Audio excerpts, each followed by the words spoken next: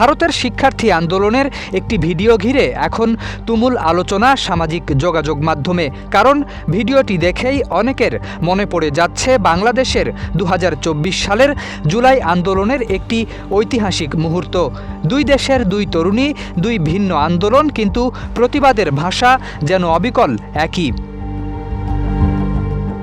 পরীক্ষায় অনিয়মের প্রতিবাদে চলমান আন্দোলনের মধ্যে মুম্বাইয়ে পুলিশ যখন বিক্ষোভকারী শিক্ষার্থীদের একটি ভ্যানে তুলে নিয়ে যাচ্ছিল, ঠিক তখনই সামনে এসে দাঁড়ান ২৭ বছর বয়সী তরুণী রিয়া আহির। পুলিশের কাছে তিনি গ্রেফতারি পরোয়ানা বা অ্যারেস্ট মেমো দেখতে চান। কোনো স্পষ্ট জবাব না পেয়ে তিনি একাই দাঁড়িয়ে যান চলন্ত পুলিশের ভ্যানের সামনে। অনেকেই বলছেন এ দৃশ্য যেন হুবহু মনে করিয়ে দিচ্ছে ২০২৪ সালের জুলাই গণ আন্দোলনের সেই বহুল আলোচিত মুহূর্ত, জুলাই যোদ্ধা নুসরাতের আমার ভাইকে ছাড়তে হবে।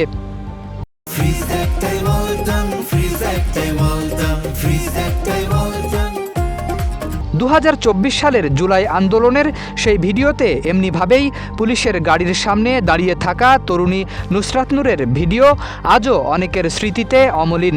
পুলিশের গাড়ির সামনে দাঁড়িয়ে তিনি চিৎকার করে বলছিলেন, আমার ভাইকে ছাড়তে হবে।